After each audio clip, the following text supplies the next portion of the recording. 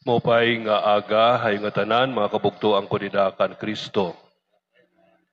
Yan nga adlaw ato ginsasalin urog an solemnidad han pagsaka halangit han aton Ginoo. An solemnidad han Ascension.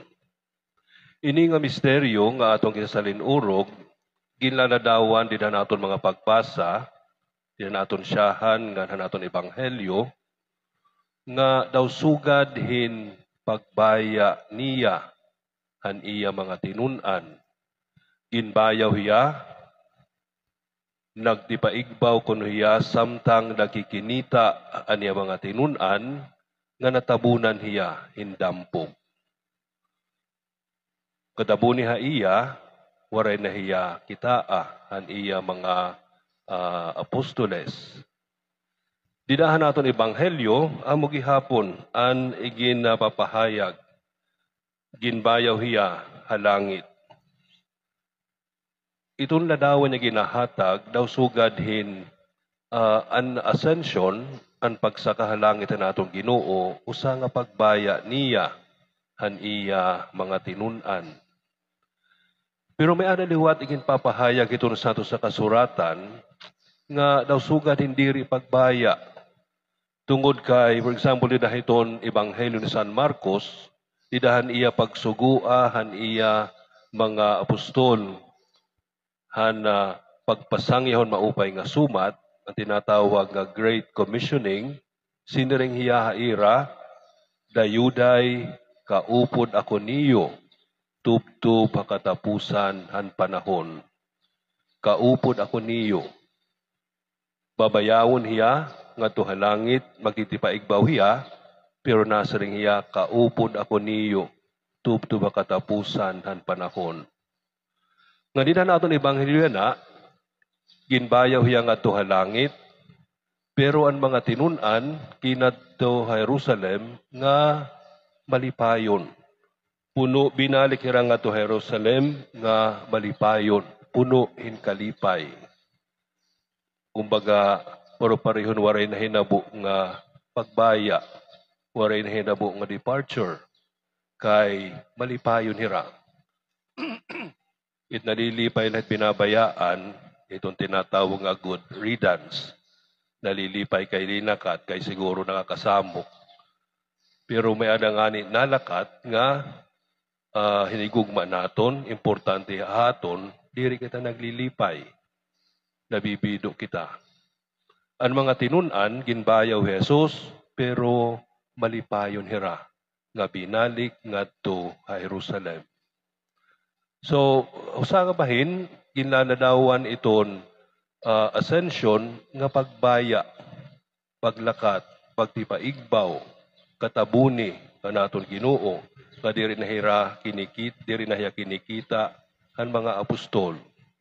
Pero haliyo nga bahin, igin papahayag liwat nga kaupod hiya hangatanan nga panahon ngan malipayon hira nga ginbayaw hiya ngadto halangit. So haliyo nga bahin daw sugad hin wara hiya lakat, wara hiya baya. Siguro iton misteryo nga atong isasalinurog nga adlaw, diri misteryo iton pagbaya. Diri liwat misteryo iton diri liwat misteryo nga nagsusumat laha aton hinusa nga event nga nahinabo. Pero ito naging susumat siguro aton nga misteryo amo iton matatawag naton nga transition. Transition han presensya han aton Ginoo, physical nga presensya nga dahin lain nga presensya, ang espirituhanon nga presensya.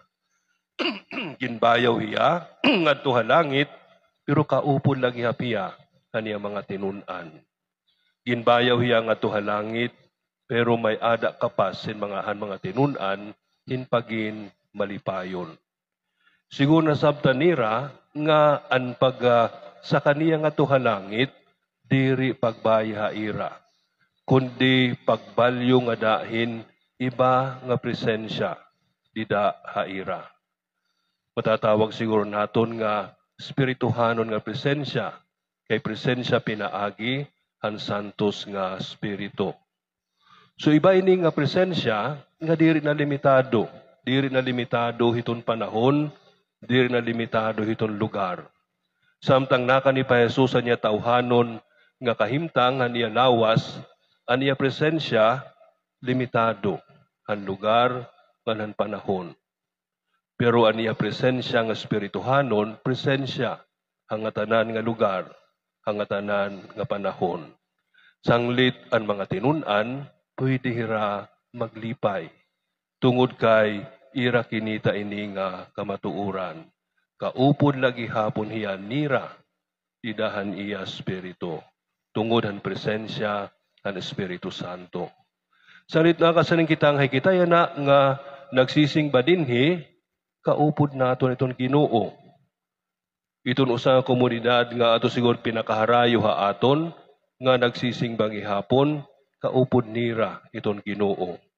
Tungod kay diri na hiya limitado iton lugar, aada hiya iton nga tanan nga lugar. Ngan ang Ginoo nga nagbubuhat din niya singbahan, pero nakatuig ang naglabay, nga itong Ginoo nga nagbubuhat yan na, nga itong Ginoo nga padan niya magbubuhat itong tiarabot nga panahon, amo lagi hapon hiya nga Ginoo. Tungod kay itong iya presensya, diri na limitado itong panahon. Nasa nga ni kita, Jesus, yan na, hadto nga itong tiarabot nga panahon. So transition, diri han pagbaya, kundi pagbalyo kanya presensya. Di kang han physical nga presensya, kadan presensya han Espiritu Santo. Pero sa liwat nga transition na ginpapahayag hini, amo nga tungod han sa kahalangit na ato ginugin pahayag nga natuman na niya an iya misyon din niya kalibutan, didahan niya tawhanon nga kahimtang.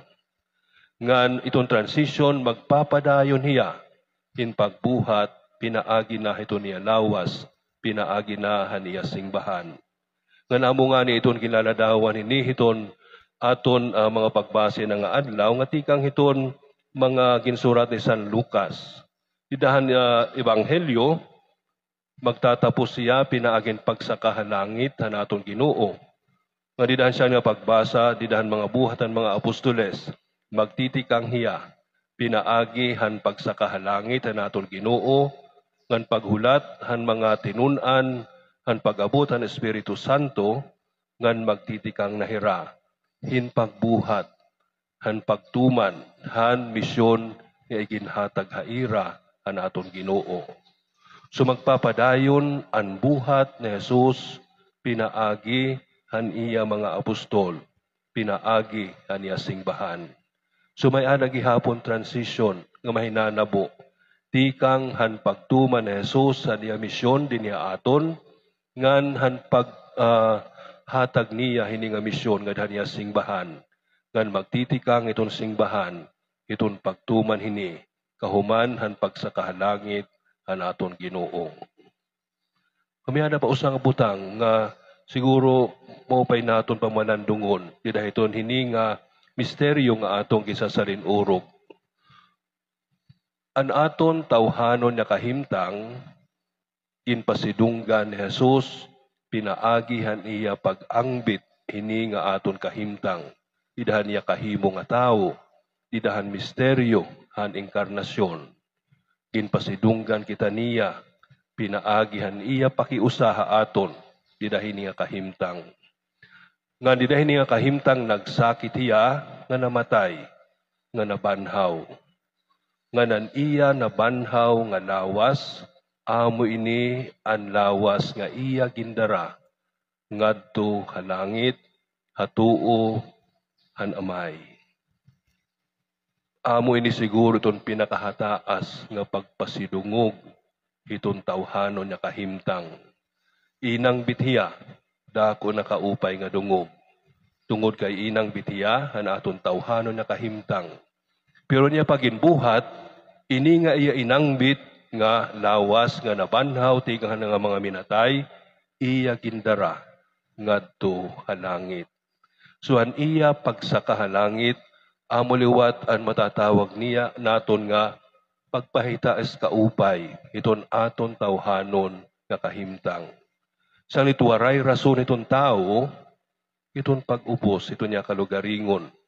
Waray rason iton tao, iton pagtamay, iton niya ikasitao. Waray rason iton tao, paghibang, iton niya lawas, iton paghibang, iton iya ikasitao. Kaya ang Diyos nga haw, nagpasidungog, hininga lawas, pinaagen pag-angbit niya, anaton lawas na nakahimtang, nga nininga kahimtang iya pagod, indara nga halangit, kaupod hanamay. Sugad kahitaas, iton iya pagpasidungog haaton. Nga siguro naangay la, nga atong gud ini pamalandungon, base mahibaro kita, iton tama, nga pagtratar, ito na atong kalugaringon. Mahibaro liwat kita iton tama nga pagtratar, ito na aton ikasitao. Kaya ang Diyos nga haw, amo nagpahitaas, kaaton, pinaagen iya pagsaka, nga tuhalangit, idahan iya, mahimayaon nga lawas, inangbit, aton kahimtang nga lawas nun.